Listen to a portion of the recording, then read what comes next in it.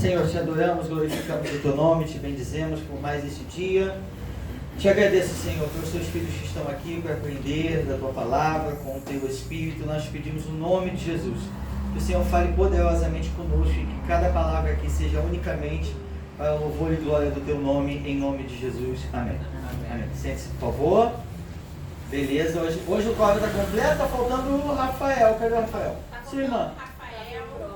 Fazendo prova hoje? Rayana é aqui. É a colaboradora. E você é a. Você é que escreve, mas qual é o seu nome? Raíza. Rayana. Você é que escreve, ela é que, poxa, perdi, é que fala. Enfim, vamos lá. Gente, semana passada a gente falou só de 1 Coríntios, que vocês falam muito. Como vocês falam demais, aí juntou o negócio de casamento. Ó, você perdeu, não perdeu? Perdeu seu futuro aí falando, eu tinha um primo, um amigo. Enfim, mas tá na gravação, se você tiver paciência para ouvir, tá lá. Assistir, vamos lá.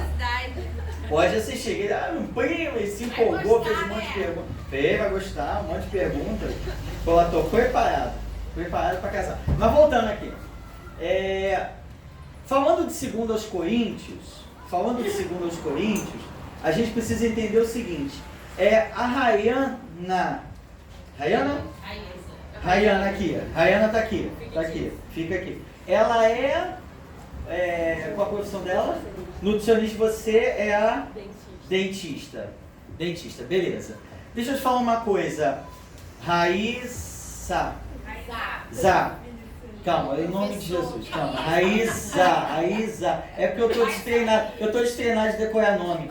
Raíza, vamos lá. Você é dentista, você estudou seus 5 anos, fez faculdade de odontologia. Glória a Deus, aleluia, deu tudo certo. Eu sou professor de química. Eu posso discutir odontologia com você? Não. Eu tenho autoridade para isso? Eu tenho condições? Não tenho. Porque não estudei. O que está acontecendo em 2 Coríntios? Paulo, ele é afrontado por alguns judeus que se autodenominam apóstolos.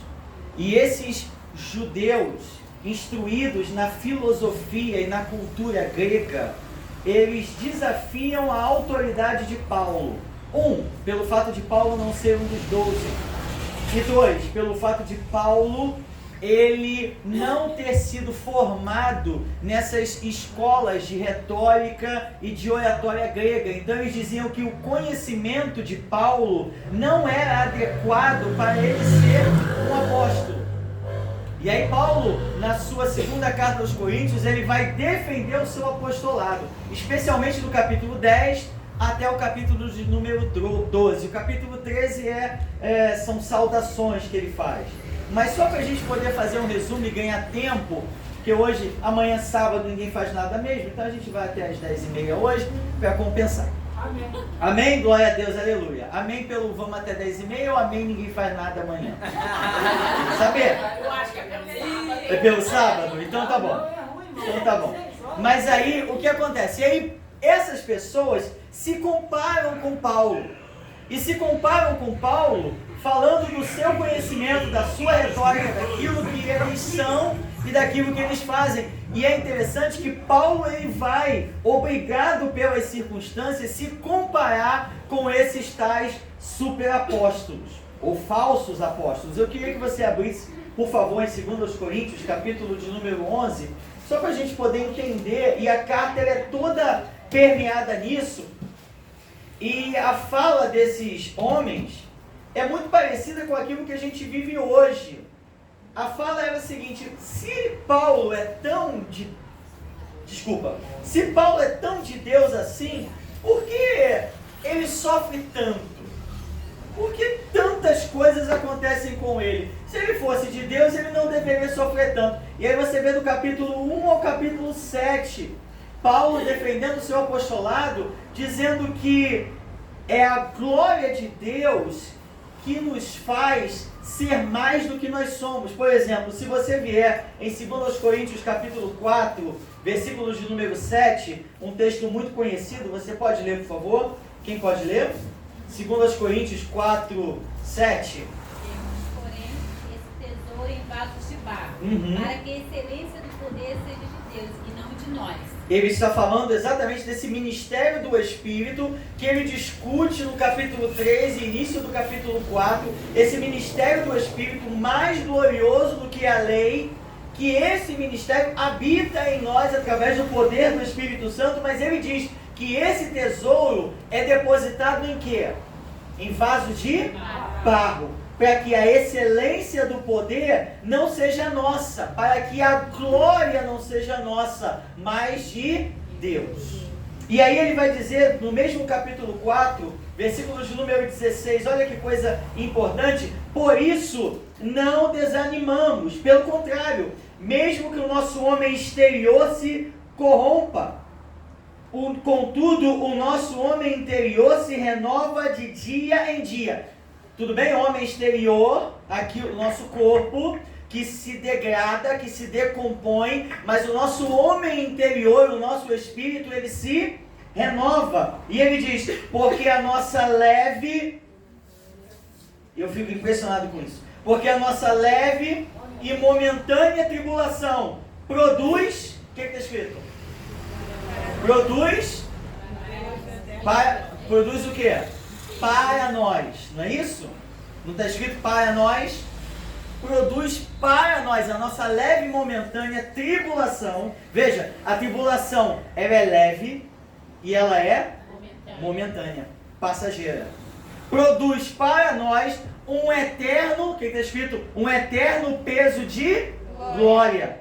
A glória, ela é eterna e ela é pesada. Ele pega no Antigo Testamento cabode, aquilo que quando a glória de Deus se manifestava no templo de Salomão, os sacerdotes não podiam estar em pé no templo, porque a glória do Senhor vinha e o que era pesado, o cabode, vinha sobre o templo do Senhor, porque a nossa leve e momentânea tribulação produz para nós um eterno peso de glória muito acima ou muito além de toda, o que está escrito?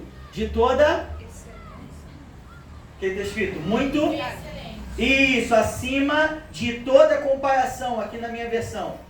Não atentando nós nas coisas que se veem, mas nas que não se veem, porque as que se veem são temporais, e as que não se veem são eternas. Então Paulo, ele fala disso, e é paradoxal, porque quanto maior o poder de Deus vem sobre nós, mais nós devemos ter consciência de quão fracos nós somos. Por exemplo, se você olhar no capítulo 5 de Isaías, 6 vezes ele fala, ai dos que, ai dos que, ai dos que. Depois você vê lá no capítulo 5. Mas quando a glória de Deus vem sobre o templo, e ele tem a revelação da glória, da cabode de Deus, ele não tem mais como olhar para o outro e dizer, ai dos que. Ele diz o quê? Ai de mim. Ai de mim que vou perecendo. Então, antes de termos uma consciência da glória de Deus, nós precisamos ter uma consciência da nossa pecaminosidade. E entendemos que é um milagre incrivelmente grande que judeu nunca poderia sonhar, o próprio Deus habitando dentro de nós. Você sabe que no Antigo Testamento, Deus ele morava em reis, profetas e sacerdotes. Somente sobre essas 3 classes de pessoas. Mas Joel profetiza lá em Joel 2:28, nos últimos dias, diz o Senhor, derramarei do meu espírito sobre toda a carne.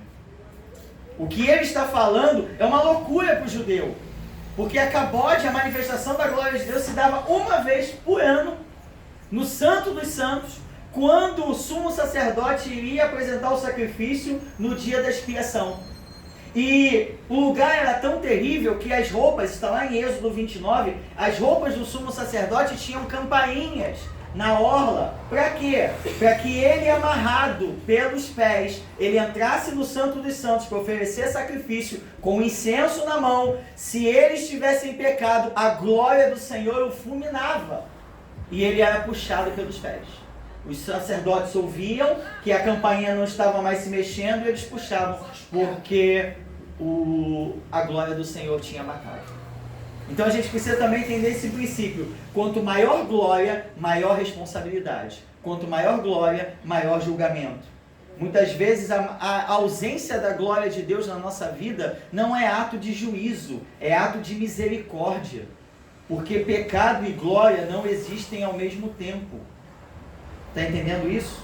E Paulo vai discutindo exatamente isso. Aí ele chega no capítulo de número 11, só para a gente falar de 2 Coríntios, capítulo 11, e aí ele vai dizendo que como fora dele, como um louco se comparar, mas veja, no que ele se compara. Eu imagino, hoje, nós vivemos tempos de numerolatria. O que é isso? Exaltação de números, em que ministérios são medidos pelo número de pessoas que esse ministério alcança. Por exemplo, uma igreja de 5.000, o ministério, o pastor daquela igreja é mais ungido, é mais santo, é mais sei lá o que, do que o pastor de uma igreja de 500, que é mais santo, é mais ungido, é mais sei lá o que, do que um pastor de uma igreja de 50. Não é isso que a gente vive? São esses tempos que a gente vive? Mas olha o que Paulo compara. Versículo 22 do capítulo 11, por favor, veja isso. São hebreus? Também eu. São israelitas? Também eu. São descendentes de Abraão? Também eu. São ministros de Cristo? Falo como fora de mim. Falo como fora de mim. São servos, são diáconos de Cristo. Eu estou falando como louco. O que eu vou dizer? Também eu ainda mais. Mas ainda mais do que? O que a gente faz? Por exemplo, quando vem uma tribulação, a prova, o deserto, chame o que você quiser. A gente começa a botar o nosso currículo Lattes para Deus. Senhor, por que eu estou passando por isso? Sou dizimista, sou fiel ofertante, vou à tua casa, leio a Bíblia, jejuo, oro, dou aula na escola dominical, prego de vez em quando, faço isso, faço aquilo. Mas quando Paulo vai falar, são ministros de Cristo, eu ainda mais. Mais do que? Leia. Eu ainda mais. Em trabalhos, muito mais. Em açoites, mais do que eles. Em prisões, muito mais. Em perigo de morte, muitas vezes. Recebi dos judeus 5 quarentenas de açoites menos 1. 39 açoites, 5 vezes. Vá. 3 vezes fui açoitado com varas. Uma vez fui apedrejado, 3 vezes sofri naufrágio. Uma noite e um dia passei no abismo. Em viagens, muitas vezes, em perigos de rios, em perigos de salteadores, em perigos da minha nação, em perigos dos gentios, em perigos na cidade, em perigos no deserto, em perigos do mar, em perigos entre os falsos irmãos, em trabalho e fadiga, em vigília, muitas vezes em fome e sede, em jejum, muitas vezes em frio e nudez. Além das coisas exteriores, me oprime cada dia o cuidado de todas as igrejas. E até aí, você viu no que ele se comparou como ministro? E aí, lê esse texto à luz do capítulo 4, versículo 17. Porque a nossa leve e momentânea tribulação produz para nós um peso eterno de glória, além de qualquer comparação. Você viu a tribulação do camarada? E ele diz, beleza, eles dizem que são melhores do que eu, que são maiores do que eu, então que sejam ministros de Cristo também nisso. Sejam ministros de Cristo também nisso. Em tribulação, em angústia, em fome, em jejum, em naufrágios, em açoites, em tantas outras coisas que aquele homem passou. Nisso não se compara. Nisso não se equivale. Mas para extorquir a igreja, para exigir dinheiro da igreja, para tosquiar as ovelhas, isso eles são melhores do que eu, sim. Com certeza, 100%. E aí Paulo vai dizer no capítulo 10 que quando ele estava entre os coríntios, entre a igreja de Corinto, ele passou necessidade. Você pode ver, por favor, capítulo 11, versículo 9. Quem pode ler? Porque os irmãos, 2 Coríntios? 2 Coríntios 11, 9, por favor. Porque os irmãos que vieram da Macedônia supriram a minha necessidade, e em tudo me guardei de vós ser pesado, e ainda me guardarei. Isso é o 9? É? 11, 9. Porque na minha versão está assim, e estando entre vós, ao passar privações, deve estar no seu versículo 8. Hã? Tá?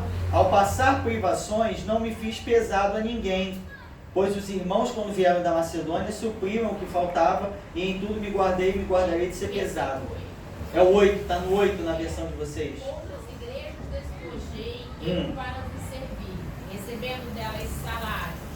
E quando estava presente convosco e tinha necessidade, a ninguém fui pesado. Isso. Ao passar, na versão está aqui, ao passar privações. Então a igreja deixava o apóstolo Paulo passar privações, mas sustentava outros. E ele diz, eu despojei outras igrejas, eu recebia salário de outras igrejas, ofertas de outras igrejas, para anunciar o evangelho de graça. Isso não me imitam, não querem me imitar nisso.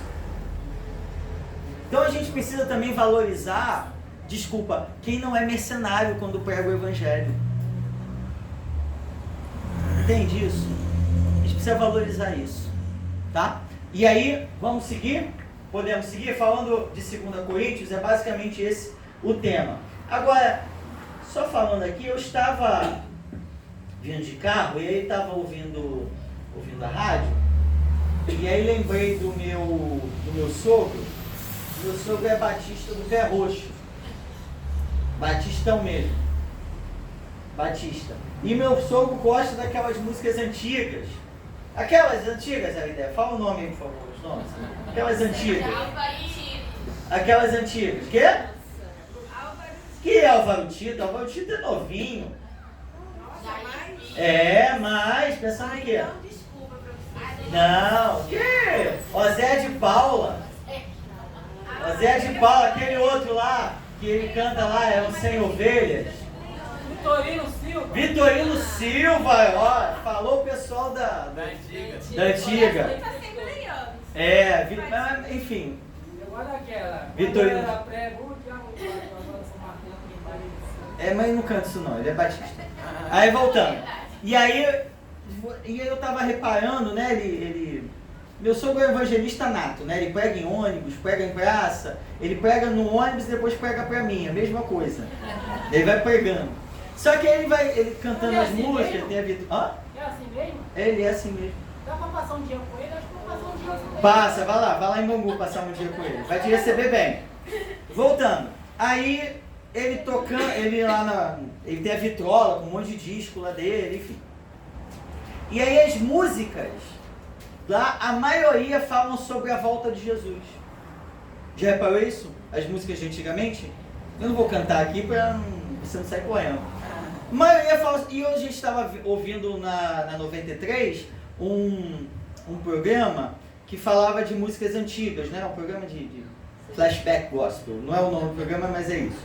E aí a música antiga de 86 falava sobre a volta de Jesus, e hoje você não vê música falando disso. Hoje a onda é worship, né? É adoração, aquela coisa, né? É o mantra gospel. Você repete.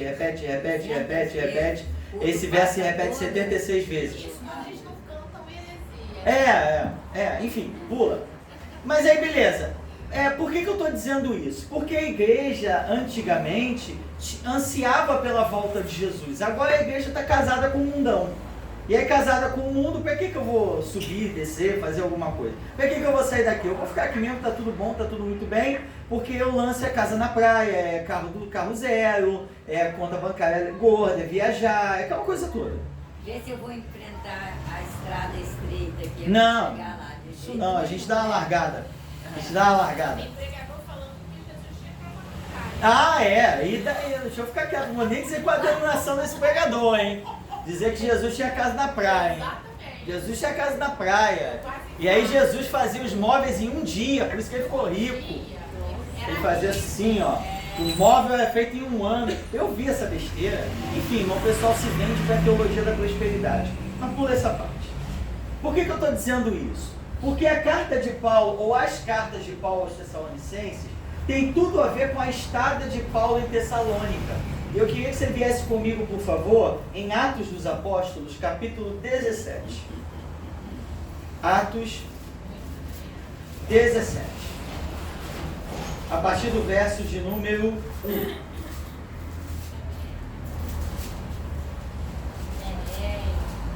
Isso, Atos 17, Quem pode ler? E aí eu vou interrompendo, tá? Vai lendo, deixa Deus te usar e eu vou interrompendo. E passando por Anfípolis e Apolônia, chegaram a Tessalônica, onde havia uma sinagoga de judeus. Sinagoga, ok? Tessalônica, uma cidade da Macedônia, norte da Grécia, também é uma cidade grega. Corinto, ela ficava na Acaia, no sul da Grécia. Continue, querida, por favor. E Paulo, como tinha por costume, foi ter com eles e por 3 sábados disputou com eles sobre as escrituras. Ok, quanto tempo Paulo ficou lá batendo papo? 3 sábados na sinagoga. Paulo tinha esse costume, sempre começava um trabalho numa cidade pela sinagoga.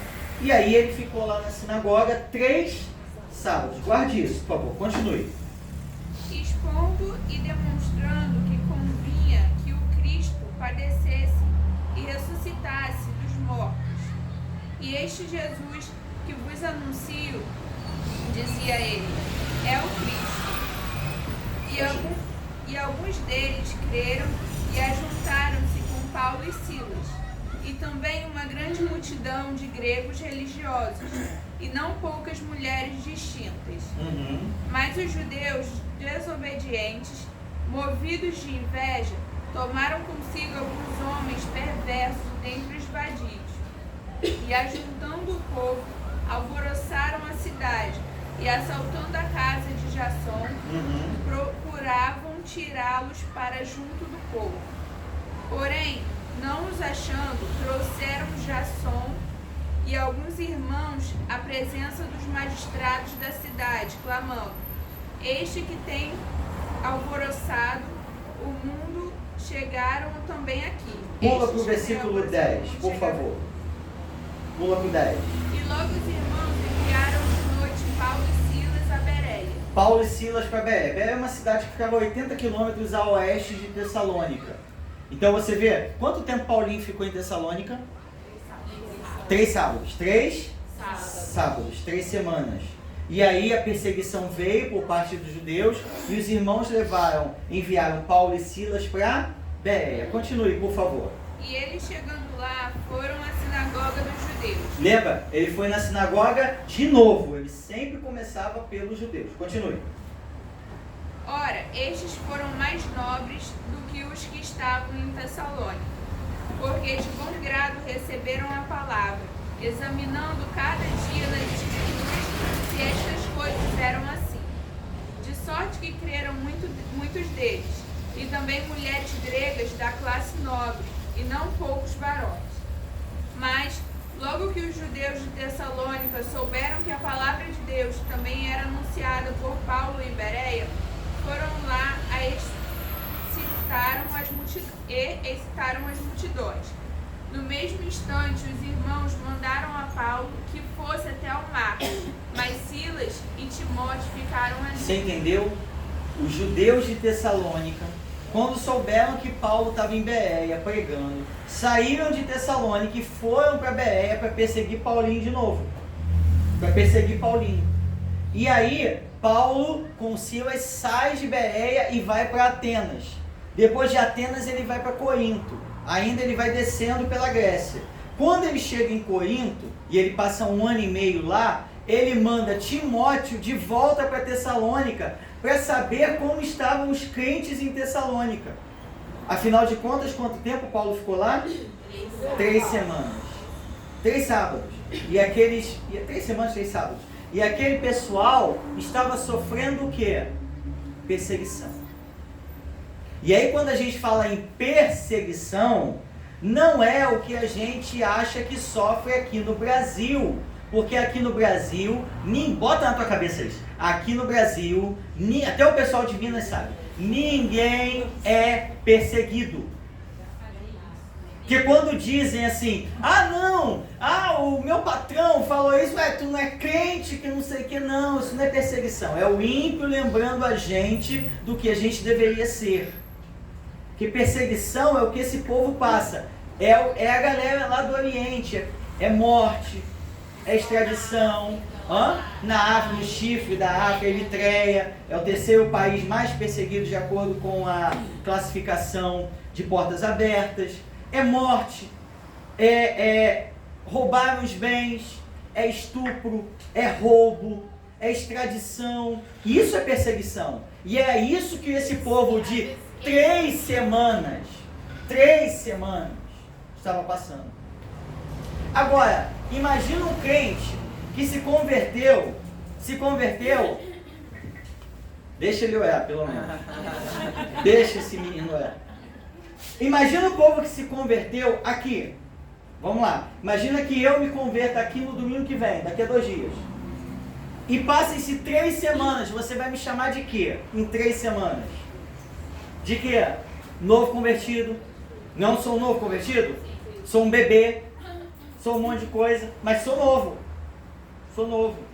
Agora, o que me intriga, meus irmãos, é que evangelho era esse que esse Paulinho pregava para um camarada de 3 semanas de convertido aguentar perseguição.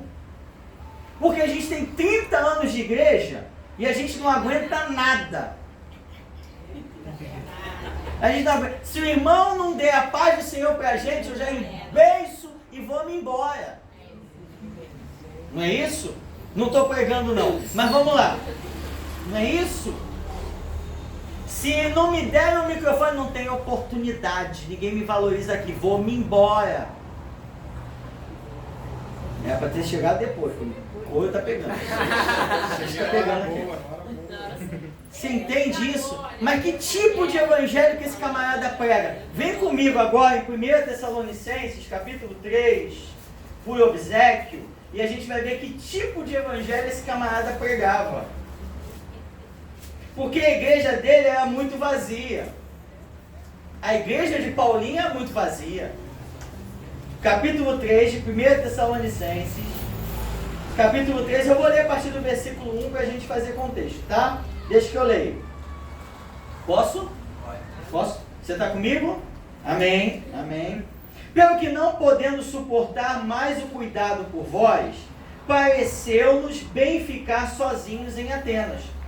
Enviamos nosso irmão Timóteo, ministro de Deus no Evangelho de Cristo, para, em benefício da vossa fé, fortalecer-vos e exortar-vos.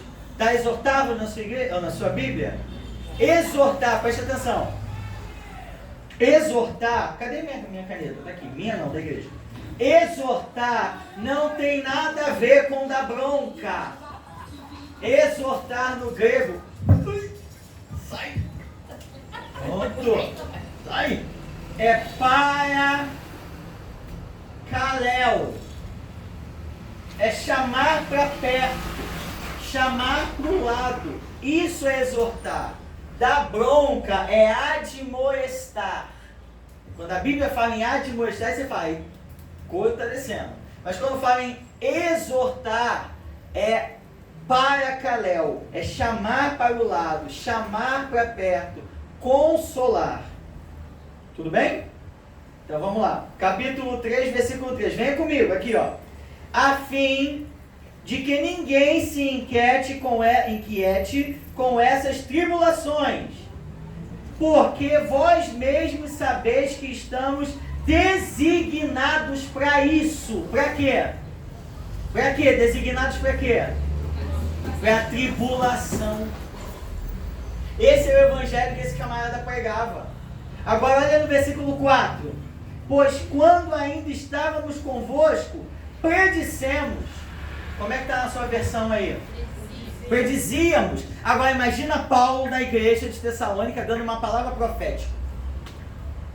Palavra profética. Receba a palavra do Senhor de vitória na tua vida. Receba. Qual é a palavra do Senhor de vitória na sua vida? Eu profetizo em nome de Jesus. O quê? Que a gente vai passar tribulação. É isso que eu estou falando, a igreja dele é vazia. A igreja do camarada é vazia. A gente está falando de... O objetivo é a igreja, Cartas Paulinas. Mas segura a 1 Tessalonicenses, tem para Tiago, capítulo 1 aqui. Outro que tem igreja vazia. É o apóstolo da igreja vazia. Então vou consolar meu marido. Hã? Então vou consolar meu marido. Console seu marido. O Mostra o apóstolo da igreja vazia.